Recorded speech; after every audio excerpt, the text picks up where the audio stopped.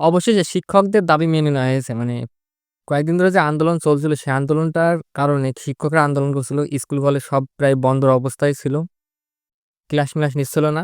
সে দাবিটা শিক্ষকদের কিছু দাবি ছিল, সে দাবিটা আসলে মেনে নেওয়া হয়েছে। ১৫% পর্যন্ত তাদের আরকি ভাতা-মাতা বাড়িয়ে দেওয়া হয়েছে। যাই হোক, তবে বাংলাদেশে আপনি এই পর্যন্ত বাংলাদেশে আপনি এই পর্যন্ত প্রত্যেকটা সেক্টরে মানে প্রত্যেকটা সেক্টরে আন্দোলন দেখবেন। আপনার স্টুডেন্ট আন্দোলন করবে, শ্রমিকরা আন্দোলন করবে, শিক্ষকরা আন্দোলন করবে।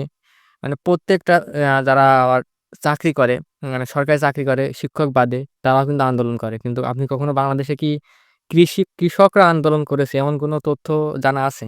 হয়তো ছোটখাটো মানে জেলা পর্যায়ে বা গ্রাম পর্যায়ে কিছু আন্দোলন হয়তো ঘটেছে। তবে সেটা খুবই স্বল্প পরিমাপে। কিন্তু বড় আকার আন্দোলন যেটা পুরো বাংলাদেশের কৃষক এক জায়গায় হয়েছে, এমন কোনো আন্দোলন দেখেছেন? প্রত্যেকটা জিনিস যদি আপনি বিক্রি করতে যান, ধরেন আপনার একটা জিনিস আছে। যেকোনো পণ্য হতে পারে আপনার। মোবাইল ফোন যেকোনো পণ্য। আপনি একটা গ্রাহক বা মানে বিক্রি করবেন আপনার জিনিসটা। আপনি সেটার দাম নিজে নির্ধারণ করেন। ঠিক আছে? যে আমার জিনিসটার এই দামটা আমি কিনেছি।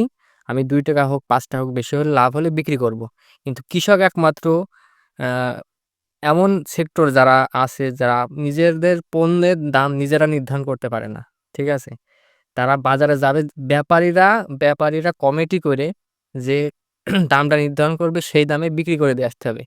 আমি সচরাচর কখনোই মানে ধান হোক, চাল হোক সেটা বিক্রি করতে যাই না। মানে আমাদের শহরে বিক্রি করতে যাই না। আমার আব্বু যায়। কিন্তু একদিন আমি গিয়েছিলাম যে কোনো একটা কারণে আব্বুর সাথে গিয়েছিলাম। বাজারে কাজ ছিল এবং আব্বুর সাথে ধানটা বিক্রি করা দরকার ছিল। তা ভাই ধান বিক্রি করতে যেয়ে ধানটা যে দাম একটা মূল্য আছে সেটা বোঝা যাচ্ছে না। ব্যাপারীরা এমনভাবে যে কথা বলছে, এটা দেখে মনে হচ্ছে এই জিনিসটার কোনো মূল্য নেই, মূল্যহীন জিনিস। তাদেরকে ফ্রি দিয়ে আসতে পারলে ভালো হয়। ঠিক আছে? আব্বু হয়তো আমারে আগে বলেছিল, অনেকবার বলেছিল যে, "এই জিনিসগুলো এরকম করলে বিক্রি হয় না।" ঠিক আছে? কিন্তু আমি আসলে বাজারে ১ম বার যেয়ে বুঝতে পারলাম যে, আসলে কৃষকের কোনো জিনিসের এক কথায় মূল্যই নেই। ঠিক আছে? বিক্রি করতে গেছে, আমি আমার জিনিস বিক্রি করতে গেছি। মানে তারা ধানটা দেখছে, দেখে মানে এমন একটা ভাব করছে যে ধানটার কোনো মূল্যই নেই। মানে মানুষের একটা কেনার আগ্রহ থাকে কিন্তু। যে ধানটা কিনবো আমি আগ্রহ থাকবে। একটা জিনিস কিনতে গেলাম কিনার একটা আগ্রহ থাকে। কারণ আপনি যখন একটা পোশাক কিনতে যাবেন, পোশাকটা পছন্দ না হোক আপনি একটা পছন্দর সহিত একটা পোশাক পেয়ে গেলে কিন্তু আপনার এটা কেনার আগ্রহ থাকে। কি এটা আপনি পছন্দ নাই হোক, একটা জিনিস কেনার একটা আগ্রহ থাকে। যে একটা জিনিসের দামটা একটু যদি কম হতো তাহলে আমি জিনিসটা নিয়ে নিতাম। একটা আগ্রহ থাকে মানুষের এক কথায়। কিন্তু ধান বিক্রি করতে যেয়ে যে ব্যাপারীদের কোনো আগ্রহই নেই। মানে তাদেরকে ফ্রি দিয়ে আসতে পারলে ভালো হয়। হুম?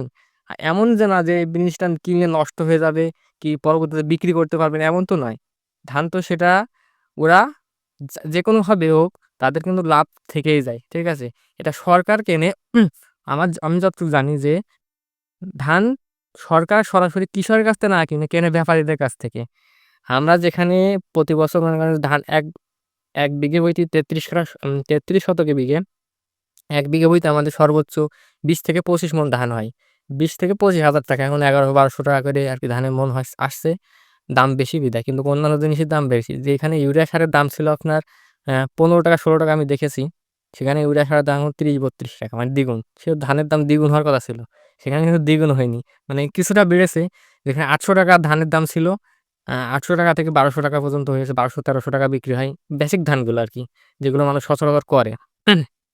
কিন্তু বাসমতি বা অন্যান্য ধান যেগুলো হাইব্রিকের ধানগুলো, সেগুলোর দাম একটু হয়তো বেশি। কিন্তু সেগুলোর ধরা যাবে না। কারণ সেগুলো সবাই করে না, ওগুলোর ফলন কম থাকে।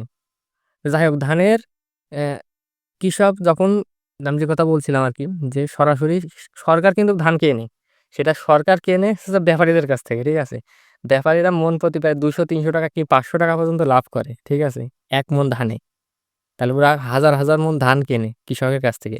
কিন্তু কৃষক সে সেটা সঠিক মূল্য কখনোই পায় না। শুধু ধানের ক্ষেত্রে না, প্রত্যেকটা জিনিসের ক্ষেত্রে।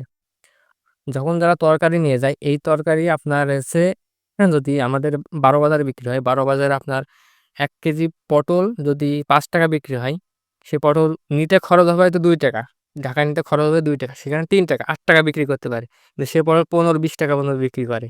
ঠিক আছে? এরকমও আমি দেখেছি, অনেক জায়গায় দেখেছি যে আমাদের এখানে দাম কম কিন্তু খবরে শুনি যে চড়া দাম। ঠিক আছে? মানে আপনার ঢাকা শহরে ঢুকলেই সে জিনিসগুলোর দাম চড়া হয়ে যায়। কিভাবে? এই সিন্ডিকেট, এই যে ব্যাপারীদের সিন্ডিকেট আছে না? এই সিন্ডিকেটের কিন্তু সংগঠন। কথায় যাকে বলে। সহজ ভাষায় বললে সংগঠন বা শুদ্ধ ভাষায় বললে সংগঠন। এই সংগঠন আছে, এই সংগঠনগুলো তারা নিজেদেরকে দাম যে এই দামে বেশি কিনা এই দামের কমে কিনা যাবে না, কি এই দামে বেশি কিনা যাবে না, আর এই দামের নিচে বিক্রি করা যাবে না। এরকম ওদের সিন্ডিকেট থাকে। এই সিন্ডিকেটের কারণে এই কৃষকের পণ্যকেই মনে করেন যে ওরা নিয়ে দাম বেশি হোক বা কম হোক কৃষকের কাছ থেকে কম দামে কেনে এবং গ্রাহকের কাছে বেশি দামে বিক্রি করে। এটা করবেই ঠিক আছে, কিন্তু অতিরিক্ত পরিমাণে। যাই হোক, তাই কৃষকের কোনো আন্দোলন আপনি প্রথম দেখতে পাবেন না। কৃষকের সংগঠন বাংলাদেশে অনেক আছে, কৃষি সংগঠন বা কৃষি দলও আছে। ঠিক আছে? কিন্তু এরা কখনোই এক হবে না। এরা হবে জামাত, বিএনপি আর আপনার আছে আমলিগ। হুম? কিন্তু যখন কৃষক সংগঠন বলে কোনো নেই। কৃষ অ্যা আমি কথা হলো প্রত্যেকটা সেক্টরে যারা আছে, মানে যে প্রত্যেকটা সেক্টর বা প্রত্যেকটা পেশার মানুষ যারা আছে, তারা কিন্তু আমলিগ, বিএনপি সবাই করে। মানে দল সবাই করে। কিন্তু তাদের একটা নিজস্ব সংগঠন আছে। যে সংগঠনের জন্য ডাক দিলেই চলে আসে। কিন্তু কৃষকের কিন্তু এরকম কোনো সংগঠন নেই। অ্যা কৃষকের এরকম কোনো সংগঠন না থাকার হুম, কৃষকের এরকম কোনো সংগঠন না থাকার কারণে বাংলাদেশের কৃষক প্রতিনিয়তই ঠকছে। প্রতিনিয়তই। ঠিক আছে? কিন্তু দেশের সরকার এরা কখনোই বোঝে না যে বর্তমানে বাংলাদেশের প্রায় ৮০% মানুষ কৃষক। মানে কৃষির সাথে জড়িত আছে ৮০% মানুষ বা ৮০% মানুষ। আর ২০% যখন এই ৮০% মানুষের ইনকাম বা ভালো উন্নতি হবে, তখন কিন্তু ওই ২০% মানুষের উন্নতি এমনি হয়ে যাবে। ঠিক আছে? আলাদা করে উন্নতি করার প্রয়োজন পড়বে না। তাই মানুষের কৃষকের উন্নতি না করে এরা চাকরিজীবীর সে সেটা সরকার বলুন আর চাকরিজীবী আলাদাই বলুন। মানে চাকরিজীবীদের বেতন বৃদ্ধি, মানে যাদেরকে যত রকম সুযোগ সুবিধা দেওয়া যায় তাদেরকে দেয়।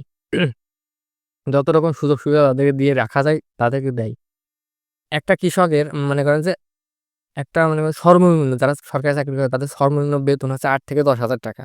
মাস গেলে তারা ১০,০০০ টাকা মিনিমাম পাবে।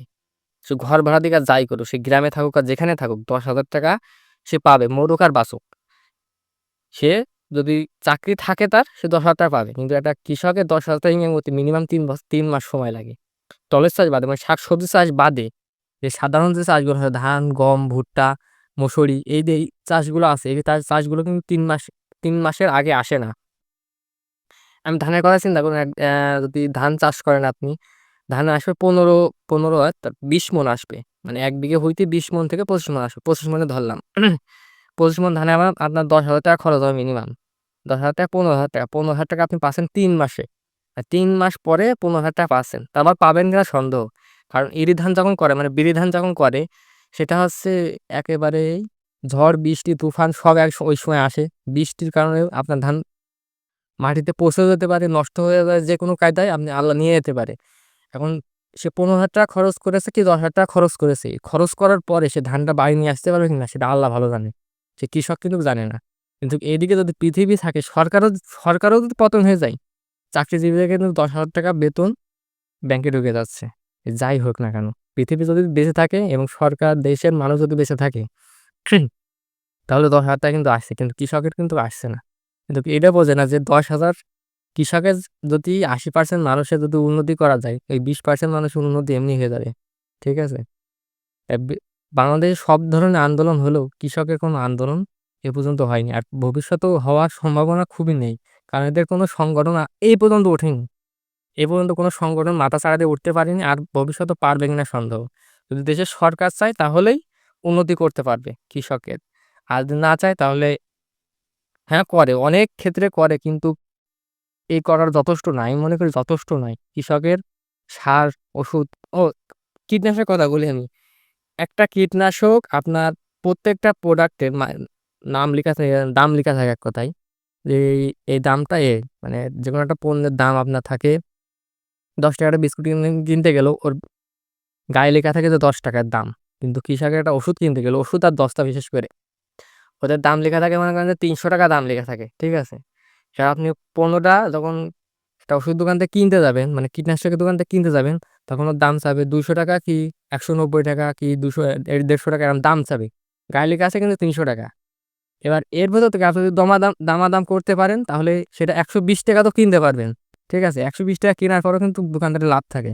৳৭০, ৳৮০ তাহলে ৳৫০ মিনিমাম লাভ থাকে। তাহলে বুঝতে পারছেন যে ৳৩০০ মার্ক করা রয়েছে, ৳৩০০ এমআরপি।